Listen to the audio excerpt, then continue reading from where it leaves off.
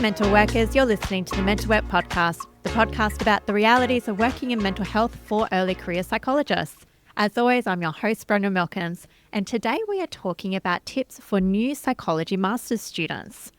Starting a Psychology Masters can feel really overwhelming, confusing, exciting, but also high stakes. So in this episode, we're breaking down practical, experience-based tips to help you get through the degree with less stress, fewer missteps, and more self-compassion.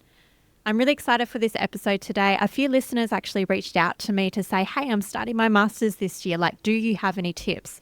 So I wanted to bring on longtime friend of the podcast, Jordan Turner, to join us today. Hi, Jordan. Hi, how are you? Yeah, I'm really good. It's so nice to have you back on the pod. I'm really happy to be back. Lovely. Could you please remind listeners who you are for people who haven't heard you before? Yeah, I am an educational and developmental psychologist. I work primarily with neurodivergent folk. I have owned a private practice that I've actually recently wound down, and now I'm working and doing assessments for the Department of Education, which is really exciting. Yeah, amazing.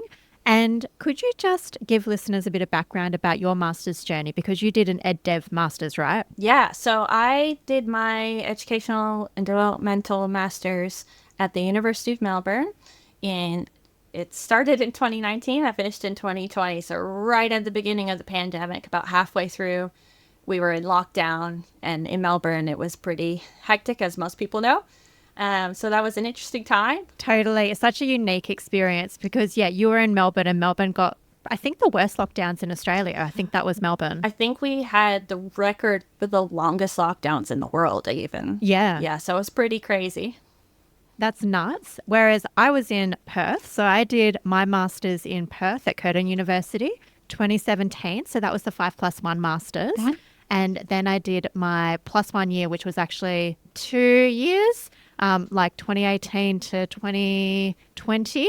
And then I started my post-registration Master of Clinical Psychology in 2023, and I'm still going with that. So the master's journeys never end sometimes. We've got a huge breadth of it because you've done the professional and now you're doing the clinical, and I've got the ed and dev. So that's going to be really interesting to combine the experiences.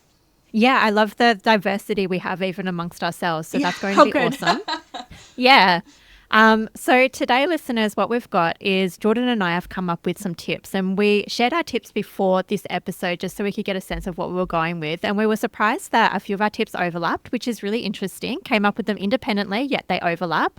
And we're going to go back and forth between our tips, have a bit of discussion on them. Obviously, disclaimer, these aren't the panacea of ultimate tips or whatever. These are just tips that we've come up with based on our own lived experiences and things that we found helpful, which we hope you find helpful, right? Yeah. And I mean, for what it's worth, the fact that we had overlapping tips is probably that other people have similar kind of experiences in their masters as far as what was helpful for them. I agree. Absolutely. So I wanted to start off with Jordan's tip first because I just loved this one. Can you tell us what it is, Jordan? Yeah, so I guess my preamble to this tip is that leading up to the master's and your bachelor's and honors, everyone's just really eager to get the straight A's and things like that, because we're all in competition, right? It's very competitive to get into a master's program, and so we all kind of want to get to that point. Once you get into the master's, all the pressure's off, and you can actually genuinely just focus on learning.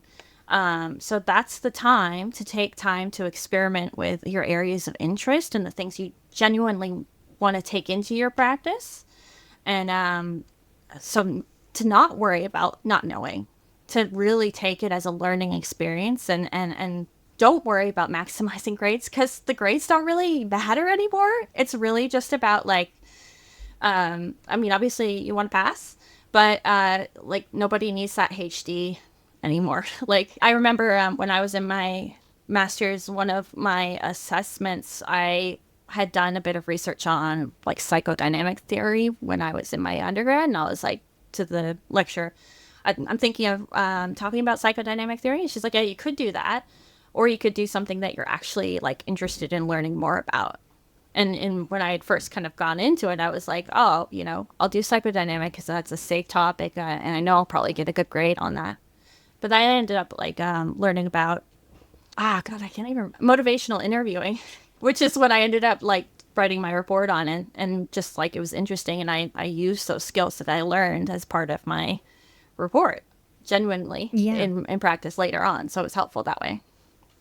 I completely agree with you and echo the importance of focusing on learning and not grades, because yeah, it's like in your undergrad, like I have a memory of riding home on the bus and getting a mark back from an assignment and being like, please don't get a credit, please don't get a credit. Because I was just, trying to really get into honors and just get the high grades.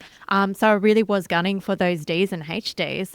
But in masters, I deliberately said to myself, look, the grades don't matter now. I just need to actually learn the things, gain the competence. Yeah, that is also the time that you want to fuck up. Like, yeah, because you are being held in your masters. Nobody expects you in your masters to be the like best clinician in the world. So that's when you should really have that, you have the safety net of experimenting in that space. So that's like when you're doing your placements in a master's program, that's really the safest place that you can experiment with that sort of thing. 100%. And I love how you took the opportunity to learn different things as well. That's such a good example. I remember I took an interest in learning about cultural competence because I just noticed it wasn't covered as much in the curriculum as I wanted. And so we had to do an assignment on like diversity in practice, and we had to pick a population, and I just picked like culturally diverse people because Awesome. I was like, I just want to learn, like, what do I do, say somebody needs an interpreter, and so yeah, I found that really interesting. So, and it just makes it more enjoyable, I feel like, being able to explore like your interest areas. Yeah, and as a side note, it's also I don't know, I guess in different master's programs you might have different like flexibilities, but if you can choose placements in areas of interest as well, like for me at my placements, I had one that was in the Department of Education. I had another one that was in private practice, which of course I loved, ended up pursuing. And then I had a third one that was in a school. So I got the breadth of like ed and dev, classical ed and dev kind of experiences, and that was a great opportunity as well to kind of do a taste tester of areas that you'd want to work in. Yeah. So your tip is related to my first tip, which I've headlined as be practical, not perfect. And in brackets, I said, don't worry about grades, Nice. which ties in nicely to your one. But maybe I wanted to extend that by saying that a lot of folks who get into masters, they do have a perfectionism streak, again, because they've had to work really hard to get into these courses. The issue with perfectionism is that you can spend more time on assignments than is worth it or is practical, and then you can fall behind on other stuff. So I think when you get to masters, you have a lot of assignments. I had a lot of assignments. Did you have a lot of assignments? I feel like I probably did, but I don't I don't recall. Okay. I definitely had a thesis that I had to write, which took up a lot of time. Yeah. Yeah. So there's thesis or a research component. I remember doing so many assignments. And yeah, I just couldn't be perfectionist about it. I had to be like, look, I've got a week to do this. I'll do that. I'll do it the best that I can. But I can't just keep on obsessing about these minor details. I just need to do it. For sure. And like you said, like it has a diminishing return if you're like obsessing over something. If the grade isn't that important in the end, if you pass. Yeah. As long as you've learned something, you know? Yeah, absolutely. And then I could take time to look at the feedback. So I found feedback from my course coordinator and the people who are marking my assignments really valuable. To extend on your point earlier about like, don't be afraid to fuck up, or this is the time to do that. It's like the most valuable feedback I got. I remember quite early on, maybe I was doing a formulation and I didn't do it quite right. And then my course coordinator was like, this is a functional formulation that you've done. And I wanted the 4 Ps. And I was like, oh, that's really valuable to know. So try something out. Even if you try and do it perfect, you might not get it right. Yeah. And then you just get the feedback. That jogs my memory of an incident where I think I was in my first placement and I made a mistake. I don't even remember what the mistake was, but I went to my supervisor, like really upset about the mistake. And she's like, well, I can guarantee you're not going to make that mistake again. Yeah.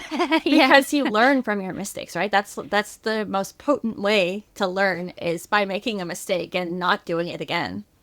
Yes, definitely.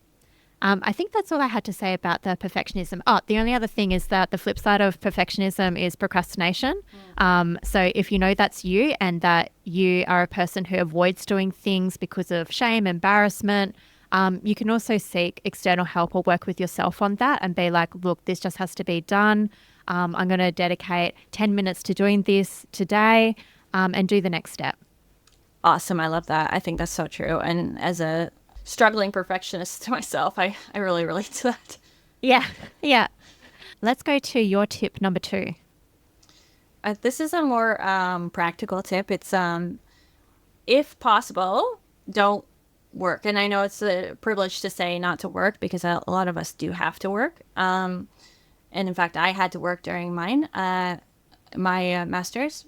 But if you can get a paid placement, try. That's pretty good because you have to do at least I think it's the equivalent of a part-time job while you're doing placements.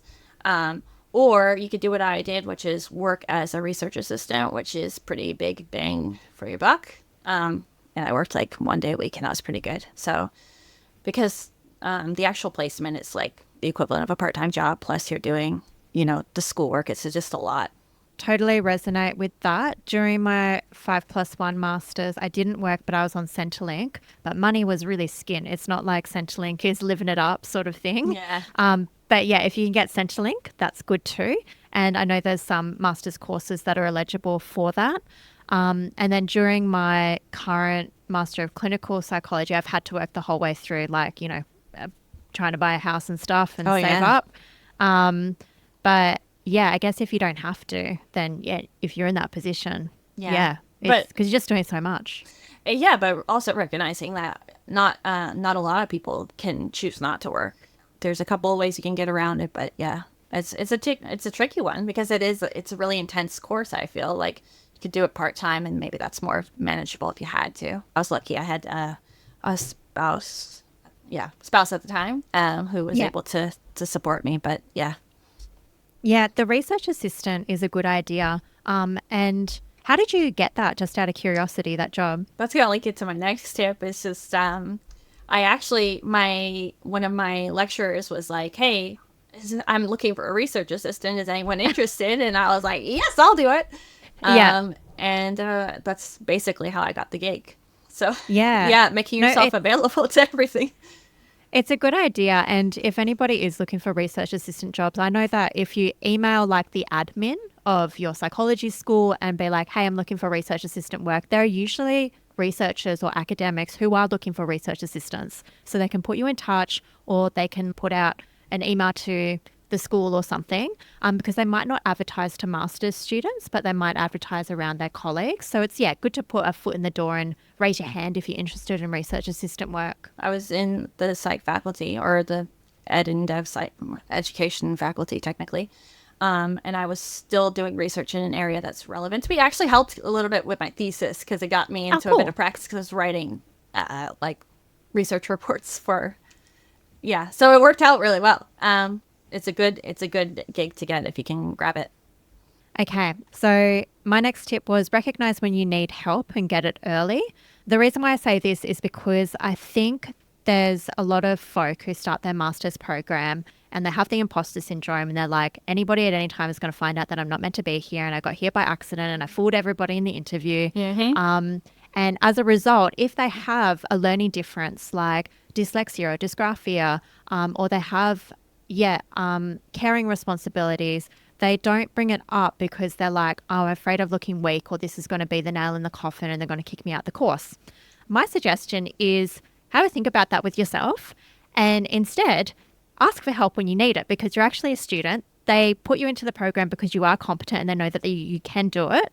And if you have a learning difference or some other thing that requires help, if you get help early, it puts the strategies in place that you can succeed.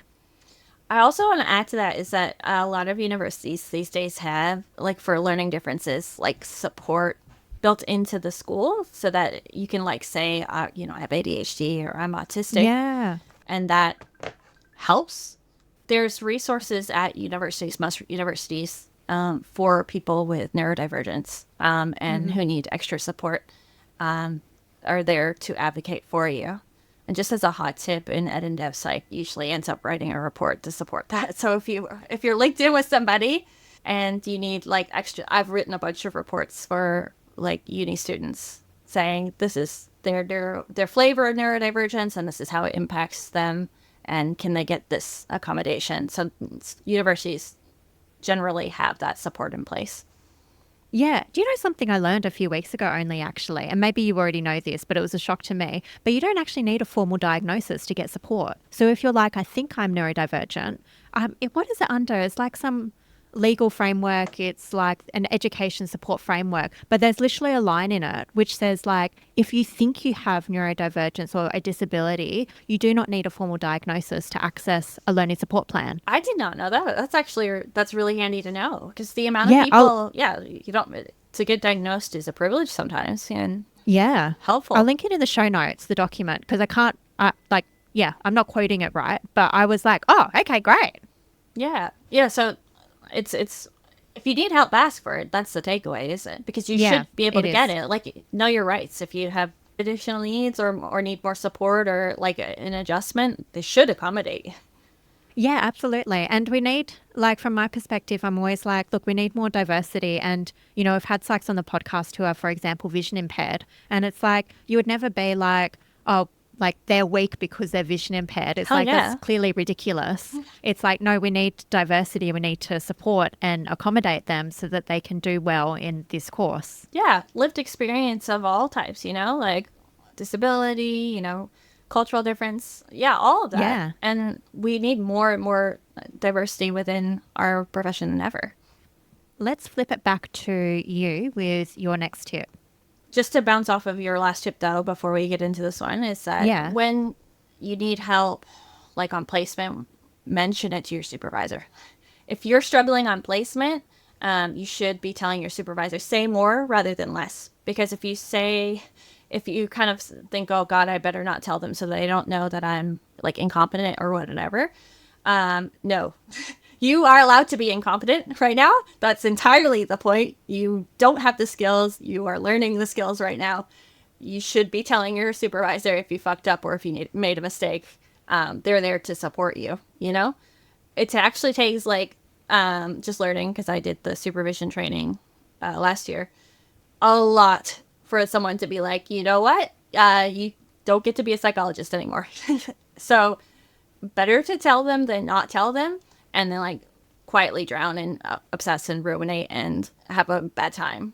I can tell you countless times when I was doing my placements where I was like going to the supervisor and like crying and being like, I fucked everything up. I've ruined it. I'm so sorry.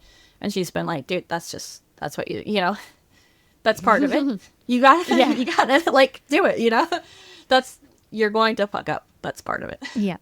I couldn't agree more. Thank you for sharing that. Yeah. Reach out if you've made a mistake, because they're there to support you. And if your supervisor is not there to support you, know your avenues to like tell somebody about that, because they're there to support you. Yeah, absolutely. I'm so glad. Yeah. So I did the supervisor training last year as well. And it was so valuable to learn that it's like, yeah, supervisors shouldn't be giving you shaming responses and stuff. It's like, we're here to help. For sure. If you're a supervisor and you're shaming kids or students, we're not all kids anymore. If you're shaming kids, I said it again, students, then what are you even doing? Like, get out of here. You're a bad teacher. Yeah, absolutely. Yeah, we're students. It's like, yeah, you're there to learn. For sure. And students make mistakes. That's how we learn. Exactly. So my next point was related to networking, which is kind of like a say yes to everything. Like within reason. Like I brought this tip up to my husband as I was like pitching it, and he was like, well, you don't want to be like the person that's like taking on the entire group project, but that's not what I mean. I mean like make yourself visible, like be the Hermione Granger in your class, raising your hand and giving input. For example, one of the things I did was I was on the student advisory committee and started with a couple of other students, like a peer networking group after the fact. And it's still going now. It's actually really lovely. Shout out to the group, because they're probably listening. But yeah, like make friends, talk to your fellow students, because more than likely you are going to be working with them later. or consulting with them later. And like I've had like bizarrely like people from my honors and even my undergrad who I've talked to like and who are psychs now where they're like, oh hey, I remember you. If you go into private practice, that's actually the main way that I was getting clients in private practice was knowing other psychs and talking to other psychs and just being visible and making friends and chatting because yeah, like it's critical. It's important in our career is to know others. This overlaps with my tip, and I had it as maintain professional relationships, but I couldn't agree more with everything that you said. Essentially, when you get into masters, your peers are now your colleagues. They're going to be your future colleagues. I cannot tell you listeners how many times I've run into people from my master's courses, like even as recently as a few days ago. And somebody would be like, do you know so-and-so? And I'm like, yeah, they're in my master's course. And I see them all the time. They're everywhere. You're going to be working with them. You're going to be seeing them. So I would say be nice. Like, obviously, like, yeah, don't be a jerk. Be kind. Be generous with your time. Obviously, take care of yourself. I completely agree with the Hermione Granger thing, purely for the reason because you never know where things are going to take you. My wildest thing that I've said yes to and it's led me to somewhere is I originally got on a committee for a professional association. And then somebody in that committee was like, I'm interviewing people for a TV show. I do casual contract work for a media production. Amazing. Like, do you want to interview people as like pre-safety checks for this TV show? And I was like, yeah, that sounds awesome. Yeah. So I did that for like 2 TV shows that were aired on SBS. And it was super interesting and super fun. Oh my God.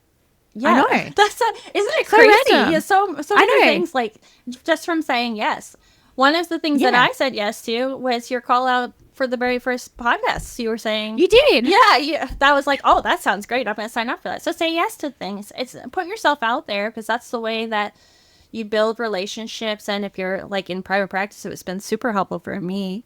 And it's honestly, it's also like great for like the tough times. Like, like I've definitely cried on Bron's shoulder off the air for things that I'm going through. And you know, like we all lean on each other. It's so helpful. And the Masters is like the best opportunity to be like meeting people who are at the same stage of their career as you as well, which is, you know, it's a great time to cry on people's shoulders and be like, oh, I feel like an imposter too. Of course we all do. Even now, you know? Yeah. I think absolutely. 20 years down the track, we'll probably still feel like imposters.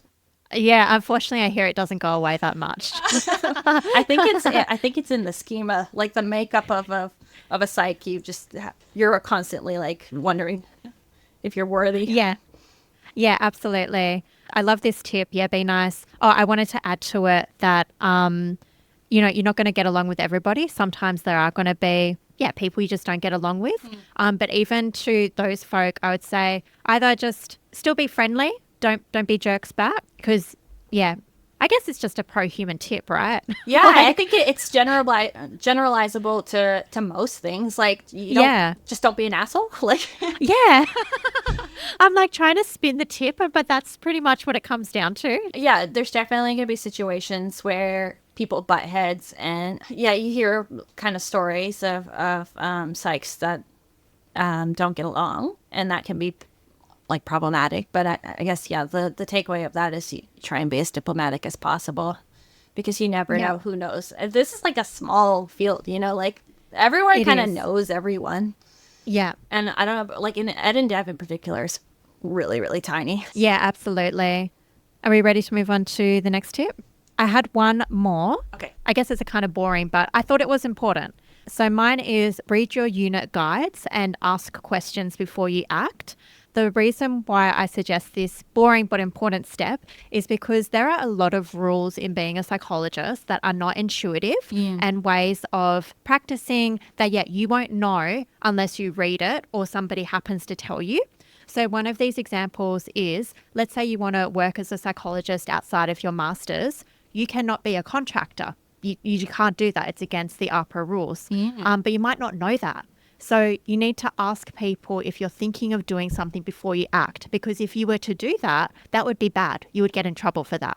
So read your unit guidelines, read your course guides, ask questions if you don't understand something. The terminology can be hard to understand. Sometimes I think as a neurodivergent person myself, sometimes I find particular phrasing difficult to understand. And I think I've worked out that I interpret things in different ways to other people at times. So like if somebody's writing something, it made sense to them, but then I find it hard to understand. So yeah, this is something that I do. I ask questions and I'm like, I think I understand it, but I'm not quite sure. Does that resonate with you? Yeah, I definitely feel that from like an autistic perspective, I feel that like I need more specificity than Me too. than most people, and so I'm always the one who's like dissecting the wording more than I should, and people assume that you kind of know what they mean generally, but then it's like, oh no, that wasn't correct. Especially like things like competencies and stuff like that, where I was like, am I really following the competency accurately? And then it's like I've gotten way into the weeds and it's not that deep. I can give an example. Something that just came to mind was, for example, with my first placement, there was a university requirement that you upload your client notes to their secure like software.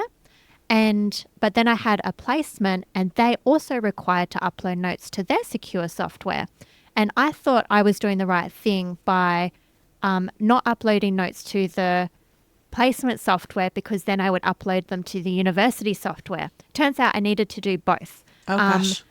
But yeah, I didn't know that. And then I got in trouble. So it's just like you need to ask and clarify sometimes for some things. Yeah. Oh, I think that kind of reminds me of another hot tip that theoretically like is just good practice is always keep track of your placement stuff on the day. Do not try and remember it after the fact. Oh my God, such a good tip. If you will not remember it. There's just so much. And keeping track of literally every 5-minute conversation you have with your supervisor is also super helpful. Yes. I did my placement during the pandemic, which meant that it was extremely hard to have access to like hours during our place. So it was literally like any like 15-minute increment of anything, log it, because you need those hours to get registered. Definitely. I've seen so many people crying on Facebook through their text because they're like, I haven't done my logbooks for 3 weeks. I can't remember anything. I don't know what to write. And yeah, for me, I kept my logbooks updated like straight away because I don't have good memory. So I was like, I'm just going to do it. But I'm so glad I did that. I reckon maybe like a hot tip is block out 15 minutes, 20 minutes at the end of every practicum day where you're just writing what you did that day. Oh God, I am having like flashbacks now that it was like so.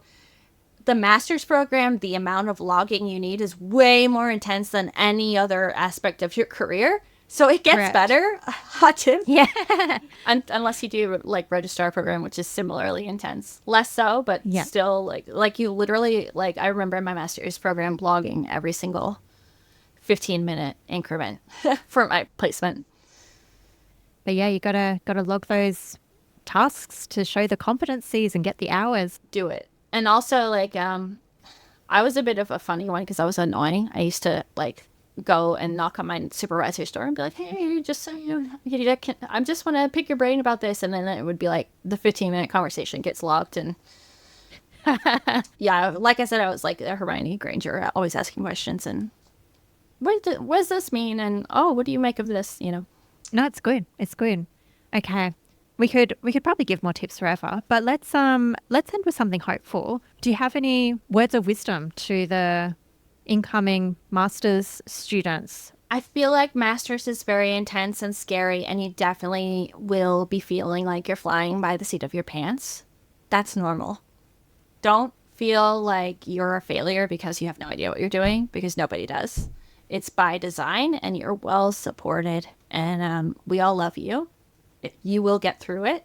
We're a wonderful, caring profession. I'm really excited to see people coming in. And, you know I've had like clients and stuff who are saying, oh, they're going to be a psychologist down the track. And I trust that they're going to be amazing psychologists because they have the lived experience. So you will be okay. Just rely on your supports. And it's a hell of a ride, but it's a beautiful thing because it's not just a profession. It's also kind of a vocation, and it's a calling even. You grow with the job. I hope that's like inspiring enough for you guys. That was so inspiring. As you were talking, I'm like, wow, Jordan's so smart, man. Like, Oh, I try to be. yeah, that was so wise. I feel like an imposter, though, just so you guys know. Everybody feels that way.